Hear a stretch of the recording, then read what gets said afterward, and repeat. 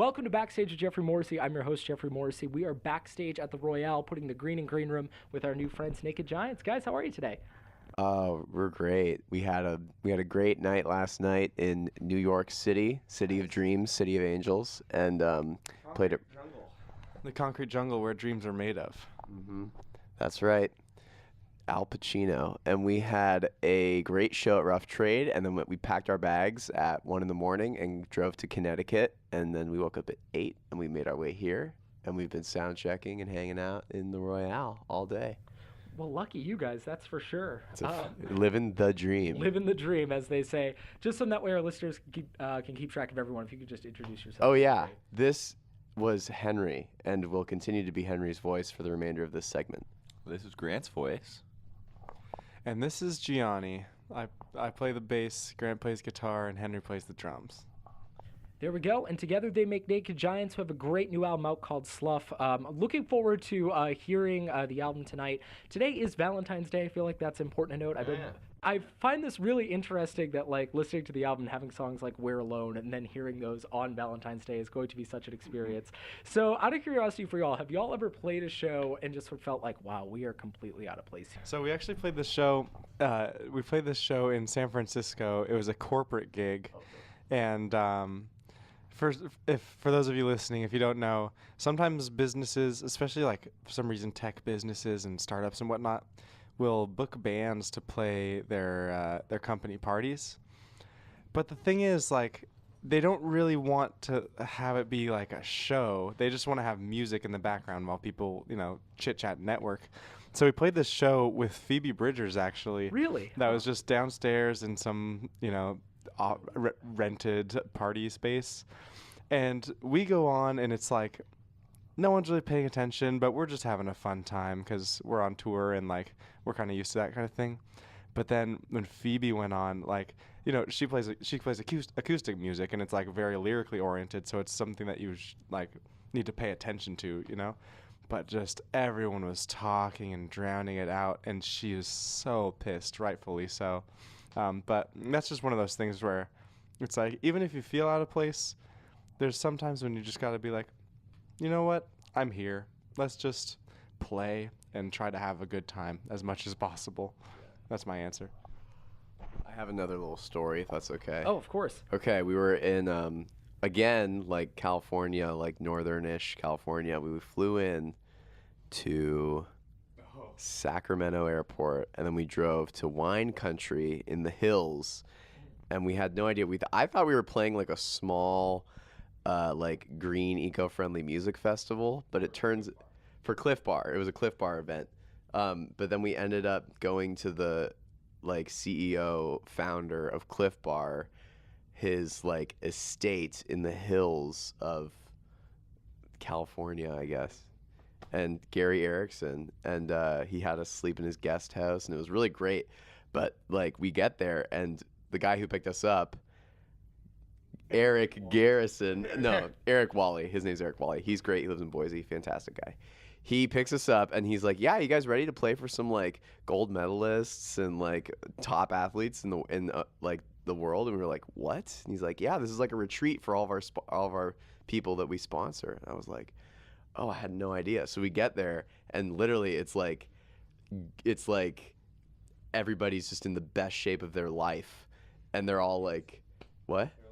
Yeah, they're literally Olympians and like ex-gamers, and yeah. So we show up in like our ripped jeans and like our rock and roll rub-a-da-boom, and then we started playing the show outside, and it was kind of raining, and I think everybody didn't know what was going on, and then the U.S. women's biking team all started dancing, and then the whole place just turned into a party. So it started super awkward for me, and then it turned into this great thing.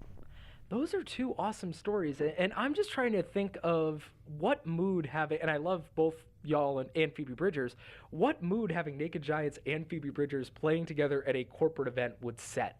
That's the thing. It's like, what are you thinking? You know what I mean? Seriously. Like, I couldn't think of, like, I love Phoebe Bridgers' music, and like our music is all right, but like such a weird combo.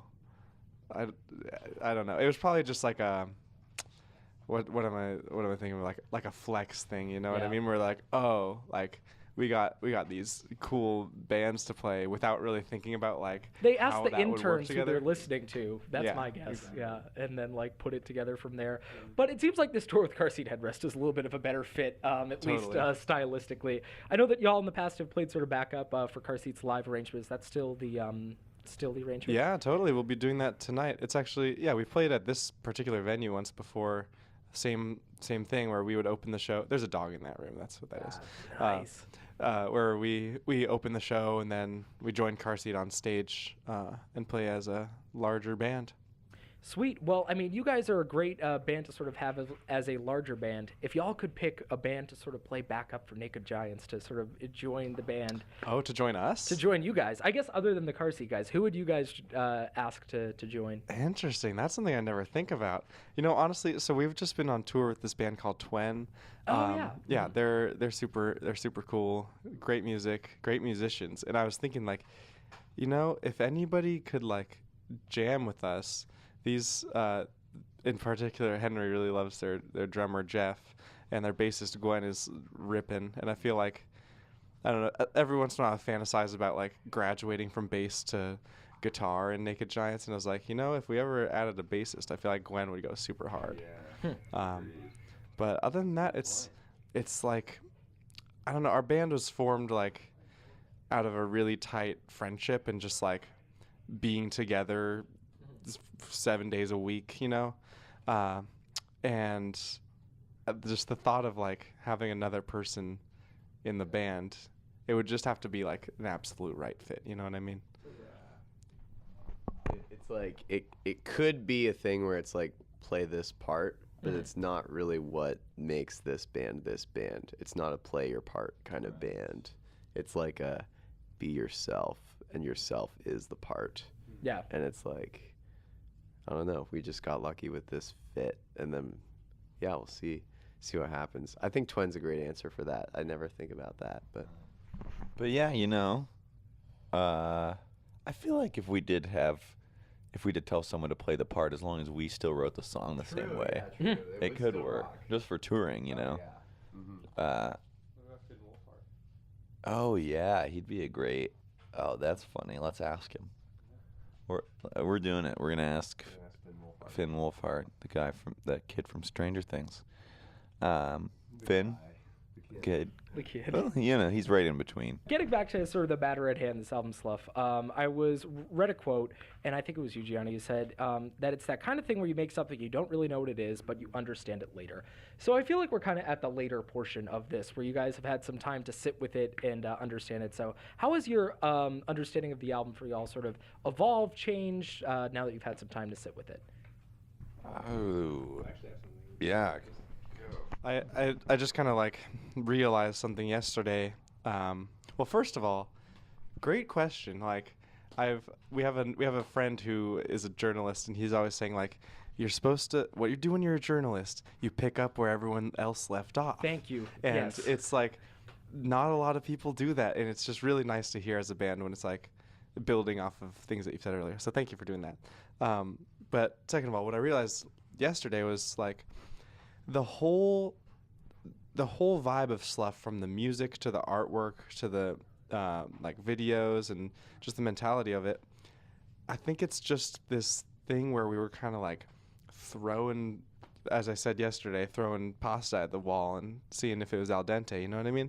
And it's like, at the time, it just seemed kind of disconnected, and like, you know, we had been playing these songs for 3 years, and then all of a sudden it's like, all right, go in the studio and make an album. And so we were like, okay, well, here's everything that we can do in 45 minutes. And then with the album art, it was like, we were playing a couple shows with this band Acid Tongue, and they had brought a photographer on the road with them, Stephanie Severance, and she just, like, we showed up to one of the shows, we'd just parked the van, the lights were still on, and she was like, hang on, I love these lights, go stand over there. I had never even met her yet, and she was like, go stand over there in the corner. Started snapping photos, and then we got one photo in the bathroom, and we were like, oh, that would be a cool album cover. And then the music videos, it was just like, we met Sean Downey from the Fabulous Downey Brothers, and then he was like, all right, I'm gonna do something like crazy and outlandish with all your ideas, and at the time it was just this sequence of events. But looking back on it, it's like maybe that was the theme of the album, is like just complete spontaneity and like kind of chucking everything that we can do at the wall. Mm-hmm. I think that's what it was for me. Nice. I totally like that. And thank you for that, because you guys say so many interesting things in interviews and people just leave them there. And I'm like, no, explore that further. And we'll do it again a little bit later. I know that you've used that phrase, throwing pasta at the wall. Is that something that y'all have actually done? Oh, totally. Okay. Yeah, that's the tried and true way to tell if a pasta's al dente.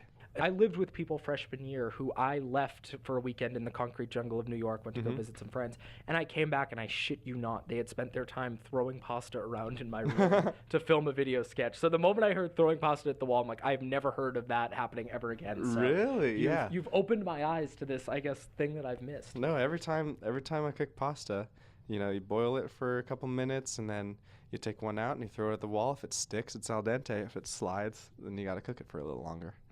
There you go. I'm going to take that tip as well. And then, sort of getting into another quote of something that I loved, sort of about the songwriting of this record. That, Gianni, you were saying, songwriting, when it's in a public eye, I've tried to get a little bit more purposeful with the writing. Not everyone is going to be transported to my head as I would with my own music, and I think that's what makes good writing, good art in general, is when you could transport someone right into your brain. Oh. I love that. So, sort of thinking back to that, can you sort of think of an example of where there was a tweak there, where it was more purposeful, like writing something like, someone's going to hear this? Interesting. I mean, there weren't a lot of those moments on Slough, because we had been, those were just kind of like songs that came to fruition naturally out of jamming and whatnot. I think in a lot of the writing for this next album that we're planning, we've like both in musically and lyrically, we've kind of like hunkered down and put a little more thought into it. And that's kind of what's brought to light the kind of spontaneous nature of Slough too, is like, okay, so first album we were kind of like, here's what we can do. And now the second album, it's more like, what can we really do? And there's like this kind of distinction. This is funny, because like I was talking about this anecdote the other day too. Henry and I watched this video of this one interviewer just asking like 300 bands and artists, Lennon or McCartney, and some people would just answer, one word, just like Lennon, McCartney. But the Counting Crows, the singer, had this like just this great anecdote, and he was like, I used to give John Lennon a lot of flack because he would only ever write about himself. It's always just me, and Yoko, and that kind of like turned me off. And me personally, Gianni, I'm a Paul diehard. But the Counting Crows singer was like, after a while, I thought about it, and that's what makes his writing really special, because when you write about yourself, you give other people this access to you, and that makes them connect to the music a little more. It's like having a conversation with you, and that's how John Lennon's music grew on the Counting Crows guy. But yeah, I think that would be something interesting to explore in the future too. One of my favorite tracks in this album of y'all's is Shred It Again, and what a way to I think that's the last track, right? Yeah, totally. What a way to close an album. I mean, bravo to everyone. So walk me through that song, of how that all kind of came together and came to fruition lyrically, musically. I think Gianni came up with I'm not sure if we were in the van or you just played it for us when we were in the van on tour. We were driving through somewhere and Gianni started playing it. After Davenport, Iowa. Oh, yeah, it was. After Davenport, Iowa. You have the acoustic in the back of the van? Yeah, okay. So he started playing it, and he was just like, this is an idea. And we were like, this is pretty cool. Maybe we could put it on an album. And then I think a lot of time went by. And then I think when we were in the studio, we were like, maybe we should just record it as another song. And we hadn't really planned to. We just asked Steve Fisk, who recorded Slough, like, hey, could we do this acoustic song? Like, let's just try it and kind of do it mostly live. It was on the last day too, wasn't it? Yeah, it was. And so we decided to make it, like, I had another verse I'd thought of, and Henry had a verse he'd thought of, and a different guitar part. I wrote it that day. Me too. Yeah, it was all, Henry wrote it that day in the studio. and it ended up really great. And we all recorded our parts kind of separately and mixed them together, and then the end we all come together. So I felt like it was a good representation of our personalities and our lyrical styles too, and giving us each a voice on the end of the album to say like, here's all three of us separately and then all coming together in the end. So that's kind of how that came to be. Nice. All good stories start in Davenport, Iowa. That's the one thing I've learned. Oscar season is coming up. If y'all could pick a movie that would either encapsulate this band or your own lives, what movie would that be? I know Henry's answer. Well, I don't even know if I know my answer. Mine would be Mystery Train. Mystery Train, okay. My answer for Henry was School of Rock. Henry cannot get enough of saying how much School of Rock changed his life, and it's a great film. Jack Black is a nice musician as well. But it's just kind of about like, you go be you. Anyone can make music, and it's not about, as you said, what is it called? It's not about being a poser and just like, hanging out in the van and like trying to score young chicks. It's just about making music and making art and rocking out with an SG. That's funny. See, I would have said, wait, what was the question? What movie sort of either encapsulates you or hurts this band? Okay, I guess, for me, School of Rock, but I also think there's every time, because the first time I saw This Is Spinal Tap, I was like 6, but then once I got into a band, I saw it again and was like, oh, okay, yeah. And then once I started touring, I was like, oh my God, this is so accurate. And then like once I was in a band for a long time, and it was like all the little ticks that each of the individual members have, and all of the the guy has a really sad song, and then it's called Lick My Love Pump, and it's like, and the guitars, and he's like, this one just doesn't have a chord, I can just walk around with it. It doesn't have a chord. Like, it's just like there's something about that. Like me, I'm like, oh look, I have this kick pedal. It's silver. And it's silver, like that is that to me. There's like so many moments, or look at oh man, I got this hi-hat clutch, and it's like, it's just a little bit better than the industry standard. And if I was giving an interview with somebody, I would be like, I have to show you this hi-hat clutch. And you'd be like, I don't care about your hi-hat clutch. Like the guy was like, okay, yeah, so you have a wireless thing. Anyway, so many little things like that are like mirrored in my life to the extent where I don't even know that it's happening. And it's like, that's crazy. But I do think School of Rock, like, just as like an eternal thing, seeing kids get purpose that way was big for me and a lot of kids. Nice. Well, now I have some movies I have to go back and revisit. Well, you guys have a show to play. You have another interview to do. So I'll make this my last question. Who are y'all listening to right now? Right now. Other than My Lovely Boys. We've all been listening to Jonathan Richman, and that's all I'll say. Nice. Can I do 3? Of course. Okay. Peter Gabriel. Okay. But I need to get into Genesis. We almost got a Genesis CD yesterday. I'm regretting that. Yeah, I should have gone into that. Nursery Crime. That's a great album name. It Haven't is. heard the album yet though. Blood Orange. Oh yeah. Whole discography, but we just got the first and the last CD. That's good. And then I played this band Cigarettes After Sex right after the show last night. We were driving at night, and it was like so calming. It was great. Very sleepy though. Yeah. It's not get amped music, and if you go, you better go. It's like a date night sort of a bit. Like, you don't go to that band and like expect to mosh, I'm sure these guys are tired of hearing about it, but I've just been listening to Stereo Lab nonstop for the last year and a half, and I literally could not get enough of them. Well, there you go. Well, once you listen to Naked Giants, you will not be able to get enough of them either. That band has been kind enough to join me today. Guys, thank you so much for the time. I appreciate it. Thank you, Jeff. That's really awesome. Great question.